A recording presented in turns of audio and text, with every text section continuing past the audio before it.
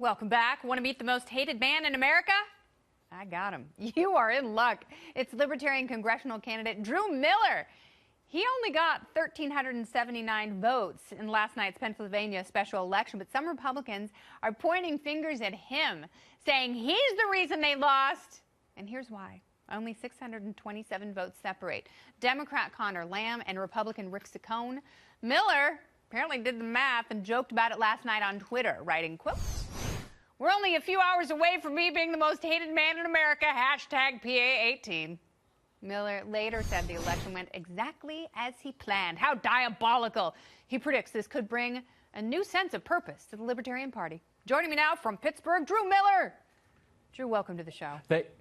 Thank you so much. It's a huge pleasure to be on your show, Kenny. I have been a fan of yours for the longest time, so this is great. Well, bless your bones, Liberty lover. Let's talk about the race a little bit. If Republicans lose, did you blow it for them or did they blow it for themselves? You know, a lot of people have called me a spoiler, and I don't necessarily subscribe to that notion, but I'm prepared to own it. You know, Kennedy, the way I look at this is that, you have a two-party system in this country that really has not offered any great candidates, and I think it's maybe a two-party system that deserves to be spoiled, if you will. I agree completely. I don't mind, I don't mind that people are calling me a spoiler, but, let me remind people of something here, okay? No candidate is entitled to your vote.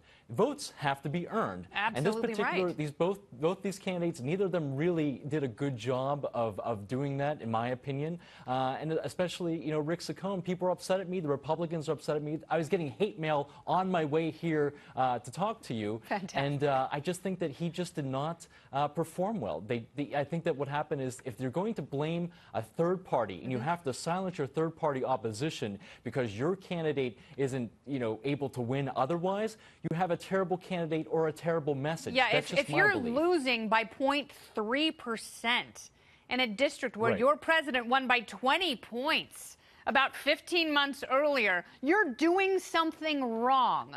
This is your fault. And I don't want to hear anyone talk about this. Also, people are sick of the two-party system. People are obviously really sick of it in your part of Pennsylvania, where, they voted for Donald Trump because they wanted something different. These are a lot of union members who should have voted for some Democratic hack like Hillary Clinton, but they chose not to. What was it about your message specifically that resonated with 1,300 voters who were inundated with a $20 million, very high-profile campaign? Right. Kennedy, what's interesting, now that you mention it, I only spent about $2,000 on my campaign because that's all I was able to raise. That's awesome. I spent that on champagne last night after the show.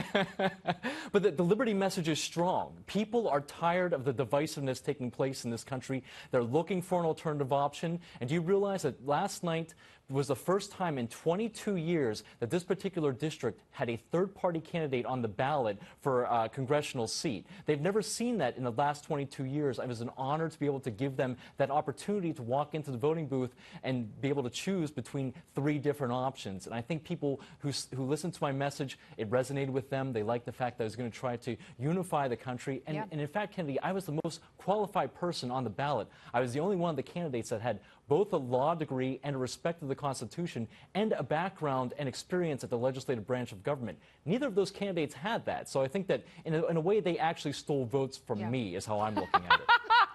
God bless you, Drew Miller. That's the kind of attitude I love. I celebrate your hot freedom. Do you think Camille Foster should run on the Libertarian ticket for president in 2020? I think so, but here's the bigger message. I think that anyone who wants to run should run. For the longest time, I used a bathroom selfie as my professional photo for my campaign, and I think people like that. I'm not yet verified on Twitter. I hope I never get verified on Twitter. I hope you do. I hope you have millions of fans who are thirsty for your message in this political desert. Drew Miller, thank you so much.